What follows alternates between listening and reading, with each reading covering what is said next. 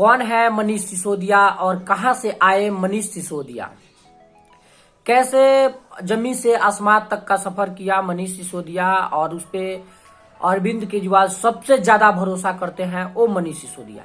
जिन्हें 18 मंत्रालय अरविंद केजरीवाल ने दे दिया, वो मनीष सिसोदिया। आज हम उन्हीं के बारे में बात करेंगे।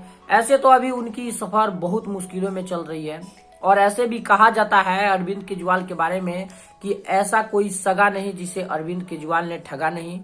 जो उनके जितने भी प्रिय मित्र थे, जितने भी लोग थे, उन्होंने हमेशा ठगने का काम किया, लेकिन फिर भी मनीष सिसोदिया पर सबसे ज्यादा विश्वास किए। कुछ लिस्ट नाम है उनके जिसे हम बताना चाहते हैं, जिन्हें अरविंद केजरीवाल ने या तो दरकिनार किया या तो कहिए ऐसे सिचुएशन बना जिससे वो दोनों अलग हो गए। कुमार विश्वास को आप जानते होंगे, जो हिंदी के साहित्य हैं के कवि हैं। उन्हें ये कवि अरविंद केजरीवाल और कुमार विश्वास कभी अच्छे दोस्त हुआ करते थे, लेकिन धीरे धीरे जब सत्ता में आए अरविंद केजरीवाल ने उन्हें भी दरकिनार कर दिया। उसके बाद आशुतोष, उसके बाद योगेंद्र यादव का आप जानते होंगे, जो इनके पार्टी के लिए बहुत बढ़ चढ़ के काम किए और वो चेहरा आगे चमकने ही वाला था कि अरविंद केजरीवाल ने या तो कहिए उन्हें अलग कर दिया या उन्हें खुद से अलग कर दिया और पार्टी से बाहर हो गए। उन पे भी बहुत सारे आरोप लगाए गए बाद में। उसके बाद आते हैं प्रशांत भूषण, जिन्हें आप तीनों, ये जो मनीष सिसोदिया, अरविंद केजरीवाल और प्रशांत भूषण, ये तीनों ये स्तंभ बनने जा रहे थे और तीनों चेहरा ही बहुत आगे निकलने वाला ही था कि धीरे धीरे करके प्रशांत भूषण भी गायब हो गए और उनपे भी बहुत सारे आरोप लगे। पार्टी से जाने के बाद बहुत सारे मामले हुए। और किरण बेदी को आप जानते ही हैं। किरण बेदी भी एक बहुत अच्छी इनकी मित्र थी अरविंद केजरीवाल की। वो भी दिल्ली से चुनाव भी लड़ चुकी थी और पार्टी के लिए अच्छा काम कर रही थी। हालांकि वो चुनाव नहीं जीती थी, लेकिन उनको भी अगले चुनाव से पहले ही धीरे धीरे दरकिनार कर दिया गया और उन्हें भी हटा दिया गया। बहुत सारा चीजें मिलने के बाद मिला, जो जानकारियां बाहर तक भी नहीं आई और उन्हें भी, किरण बेदी ईमानदार ऑफिसर भी रही हैं, जो इंडिया की फर्स्ट IPS अधिकारी भी रही, उन्हें भी बाहर कर दिया गया। उसके बाद आते हैं, और ये खबरों के अनुसार मनीष सिसोदिया के बारे में जानने के लिए आपको पीछे इतिहास में चलना पड़ेगा। इतिहास में इसलिए कि जमीन से आसमान तक का सफर करने वाला ये व्यक्ति मनीष सिसोदिया आज जंजालों में फंसे हुए हैं। उत्तर प्रदेश के हापुड़ में 15 जनवरी 1972 को इनका जन्म हुआ और अपनी पढ़ाई, स्कूली पढ़ाई ये गांव के ही स्कूलों से किए।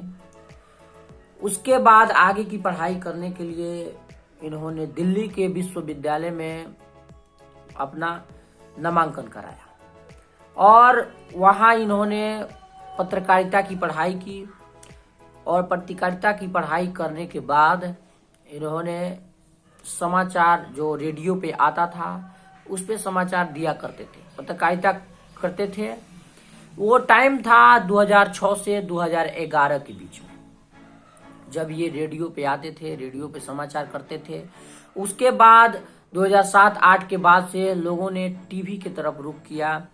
मनीष सिसोदिया अपने आप को अपडेट किए और एक प्राइवेट कंपनी के द्वारा टीवी पे एंकरिंग करने लगे। समय आता है 2011, वहां तक करते हैं। 2012 के बाद टोटली मनीष सिसोदिया पत्रकारिता को बाय बाय कर देते हैं। यूं कहिए उनका काम करने का मन नहीं था और मन नहीं लग रहा था, उन्होंने छोड़ दिया।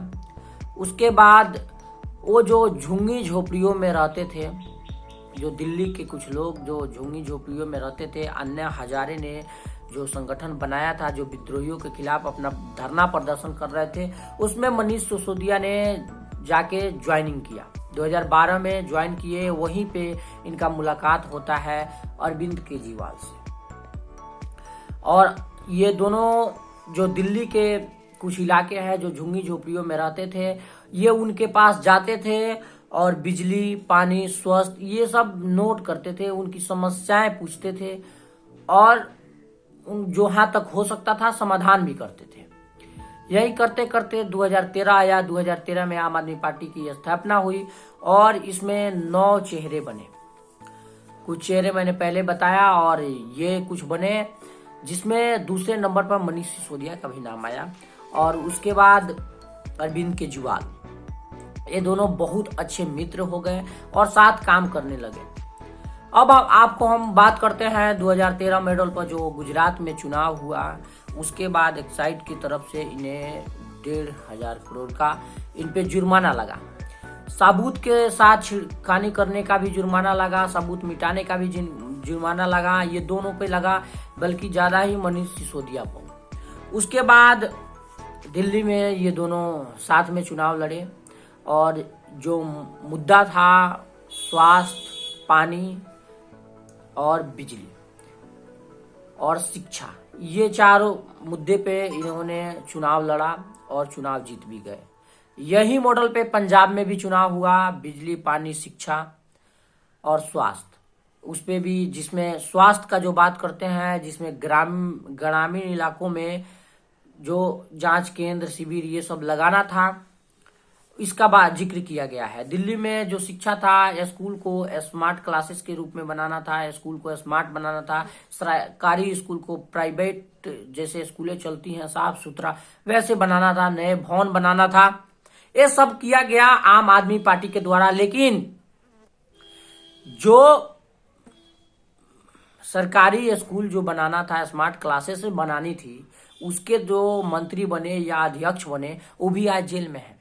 जो स्वास्थ्य मॉडल का बात किया गया था, जिन्हें ग्रामीण इलाकों में स्वास्थ्य केंद्र बनाना था, उसके भी जो अध्यक्ष बने वो भी आज जेल में है, क्योंकि वो डॉक्टरों से मालिश वालिश कराते थे। उनका वीडियो वायरल हुआ था।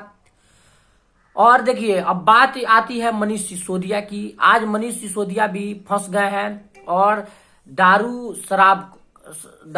शराब कांड में उनकी भी गिरफ्तारी 8 घंटे पूछताछ करने की बात हो गई है।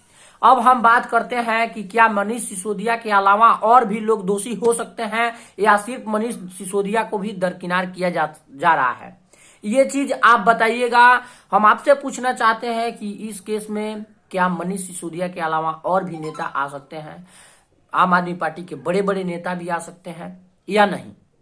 आखिर मनीष सिसोदिया ही क्यों इस घोटाले में अकेले पकड़े गए हैं, इनके अलावा और भी लोग आ सकते हैं कि नहीं?